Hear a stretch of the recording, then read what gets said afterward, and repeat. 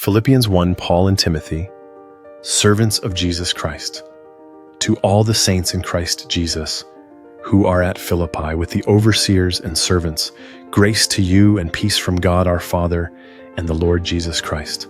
I thank my God whenever I remember you, always in every request of mine, on behalf of you all, making my requests with joy, for your partnership in furtherance of the good news from the first day until now, being confident of this very thing, that he who began a good work in you will complete it until the day of Jesus Christ.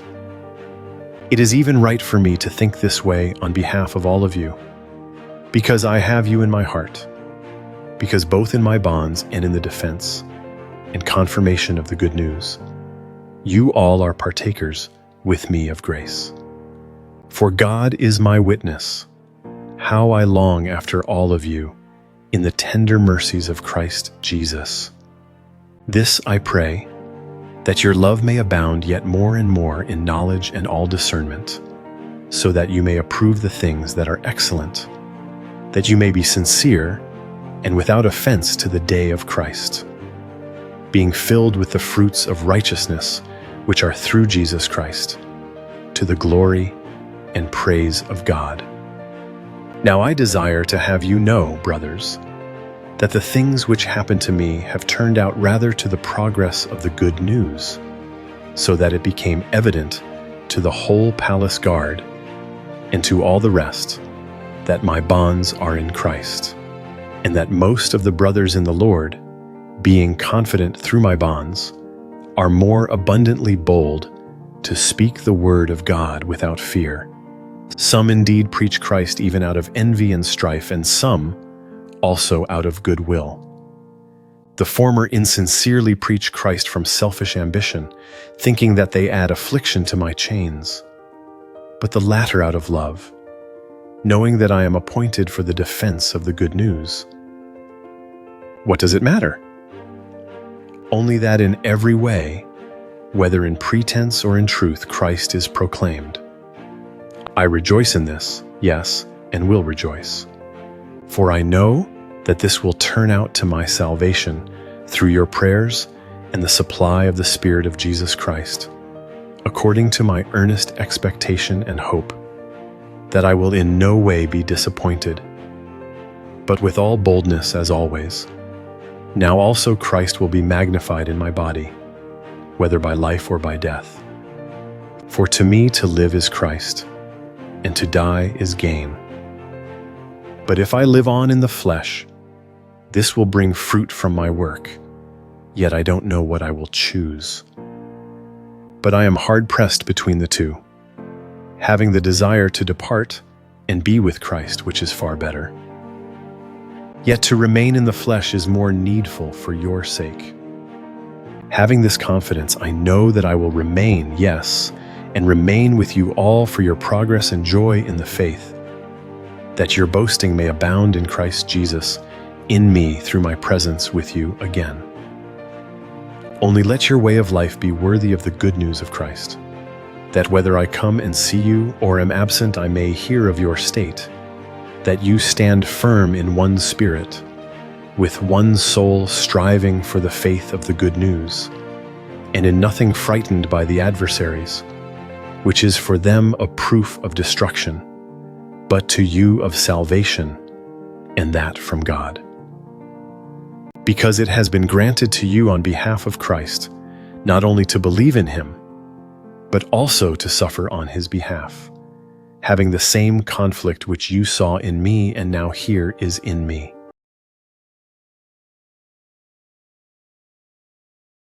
Philippians 2.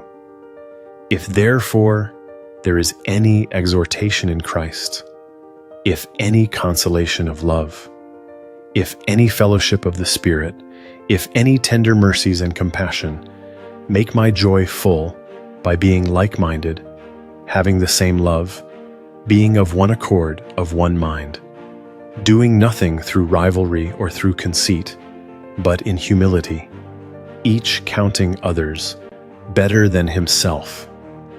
each of you not just looking to his own things, but each of you also to the things of others. Have this in your mind, which was also in Christ Jesus, who, existing in the form of God, didn't consider equality with God a thing to be grasped, but emptied himself, taking the form of a servant, being made in the likeness of men.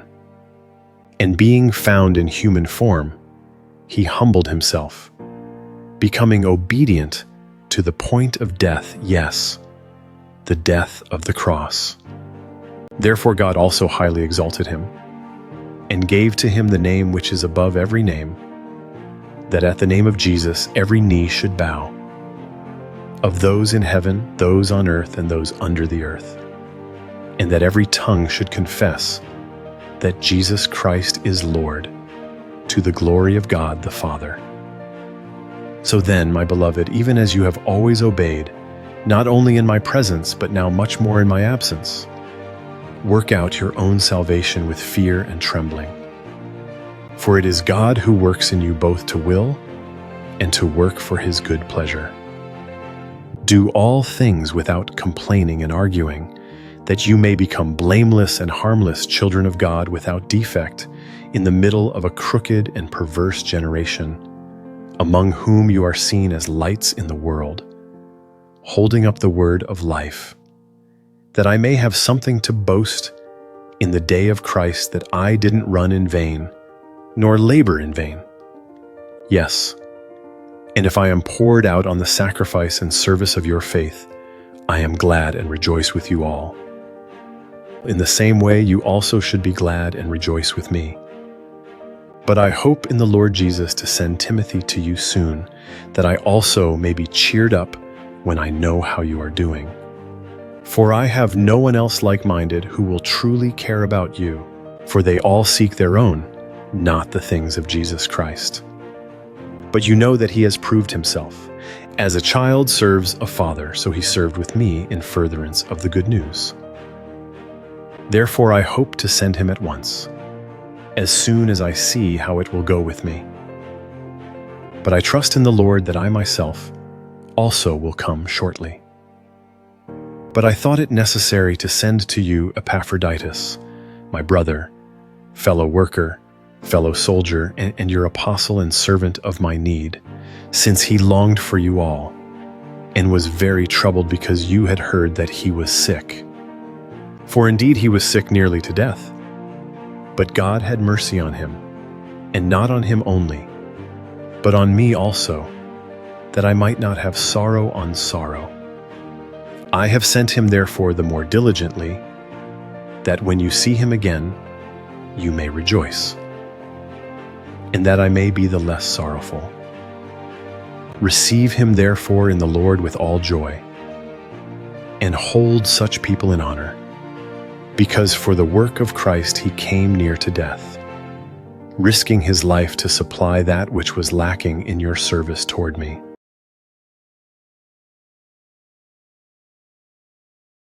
Philippians 3. Finally, my brothers, rejoice in the Lord. To write the same things to you, to me indeed is not tiresome, but for you it is safe. Beware of the dogs. Beware of the evil workers. Beware of the false circumcision. For we are the circumcision who worship God in the Spirit and rejoice in Christ Jesus and have no confidence in the flesh, though I myself might have confidence even in the flesh. If any other man thinks that he has confidence in the flesh, I yet more, circumcised the 8th day, of the stock of Israel, of the tribe of Benjamin, a Hebrew of Hebrews, concerning the law, a Pharisee, concerning zeal, persecuting the assembly, concerning the righteousness which is in the law, found blameless. However, I consider those things that were gain to me as a loss for Christ.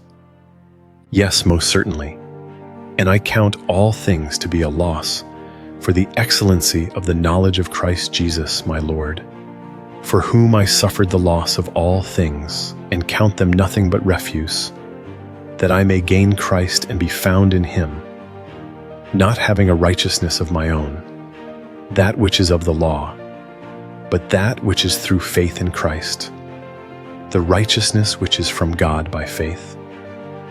I may know him in the power of his resurrection, in the fellowship of his sufferings, becoming conformed to his death, if by any means I may attain to the resurrection from the dead. Not that I have already obtained or am already made perfect, but I press on, that I may take hold of that for which also I was taken hold of by Christ Jesus. Brothers, I don't regard myself as yet having taken hold, but one thing I do, forgetting the things which are behind, and stretching forward to the things which are before, I press on toward the goal, for the prize of the high calling of God in Christ Jesus. Let us therefore, as many as are perfect, think this way. If in anything you think otherwise, God will also reveal that to you. Nevertheless, to the extent that we have already attained, let's walk by the same rule. Let's be of the same mind. Brothers, be imitators together of me, and note those who walk this way, even as you have us for an example. For many walk, of whom I told you often, and now tell you even weeping, as the enemies of the cross of Christ, whose end is destruction, whose God is the belly, and whose glory is in their shame, who think about earthly things. For our citizenship is in heaven, from where we also wait for a Savior, the Lord Jesus Christ, who will change the body of our humiliation to be conformed to the body of his glory, according to the working by which he is able even to subject all things to himself.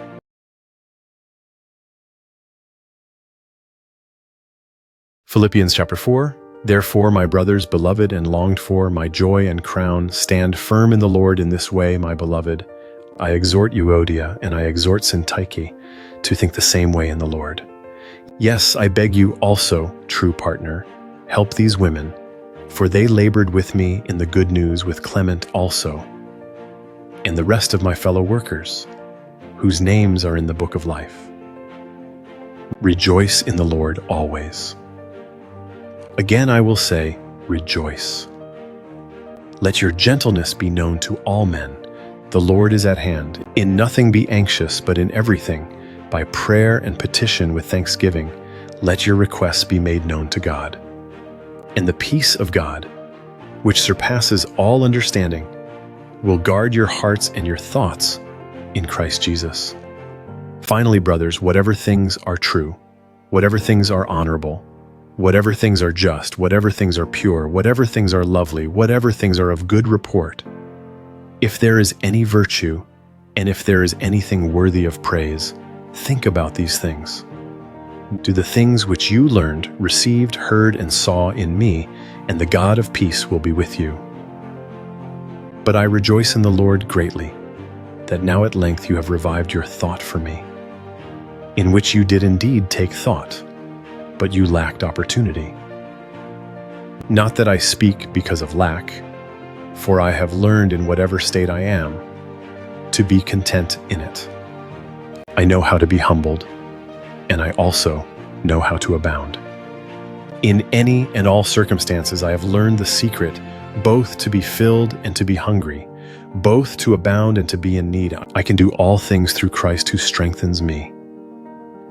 However you did well that you shared in my affliction. You yourselves also know, you Philippians, that in the beginning of the good news, when I departed from Macedonia, no assembly shared with me in the matter of giving and receiving, but you only.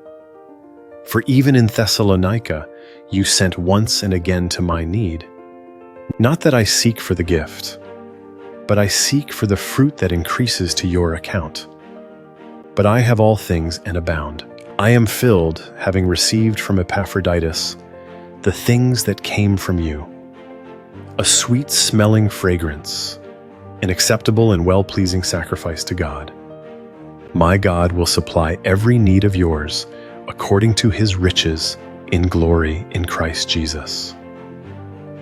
Now to our God and Father be the glory forever and ever. Amen. Greet every saint in Christ Jesus. The brothers who are with me greet you. All the saints greet you, especially those who are of Caesar's household. The grace of the Lord Jesus Christ be with you all. Amen.